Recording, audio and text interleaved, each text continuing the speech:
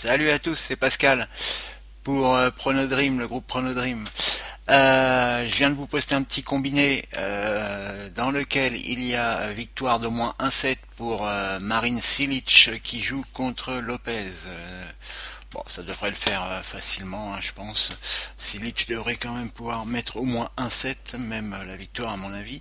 Et en deuxième match, comme je vous l'ai dit, j'hésitais, enfin comme je vous l'ai dit, oui, je l'ai noté vite fait. Je vous ai mis le victoire du Chili, le Chili qui doit gagner ce match avec un bon goal average afin de terminer premier de ce groupe et ainsi éviter le Portugal en demi-finale. Hein, le Portugal qui est quand même une grosse équipe, hein, on l'a vu hier, ils se sont imposés 4-0 avec un Ronaldo en forme.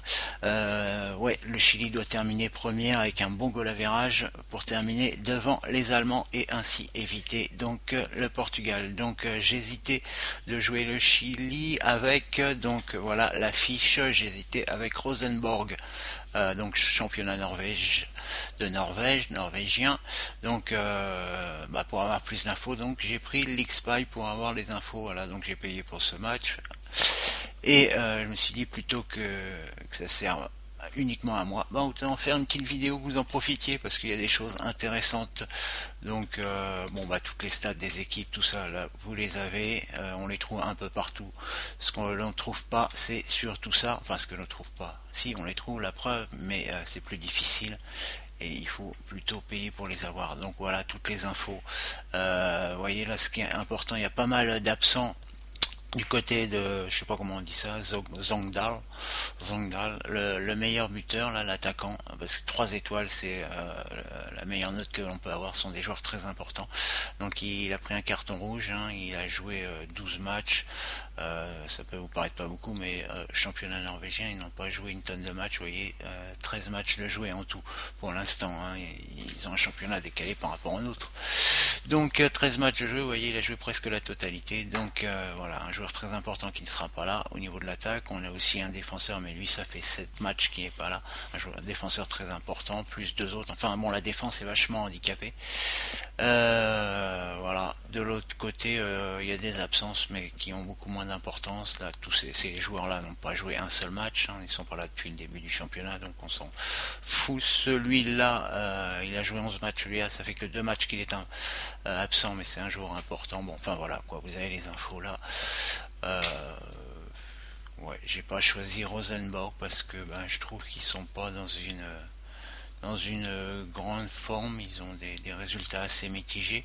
Par contre, bon, je pense quand même qu'il aurait s'imposer parce que c'est vraiment la bête noire de Zangdal. Je voyais sur Flash Résultats, je vais essayer de vous retrouver ça vite fait. Ils ont jamais perdu contre Zangdal. Voilà. Au niveau des têtes à tête, vous voyez, la dernière défaite, enfin la dernière et la seule défaite, je crois que j'avais vu en 98, voilà, c'est celle-ci, je crois que c'est la seule. Et à domicile, ils n'ont que des victoires et un match nul sur la totalité des rangs. Voilà, un match nul en 2012. Sinon, ils ont eu que des victoires à domicile. Donc c'est on peut dire que Rosenborg est la bête noire de Zengdal.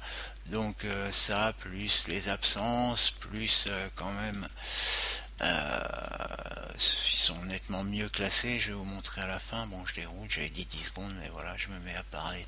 Malgré mon façonnement dû à mes dents, ça avance, mais bon, peu importe, basta. Bon, vous ferez des arrêts sur image comme d'habitude. Et voilà, donc au niveau du classement, Rosenborg sont quand même deuxième.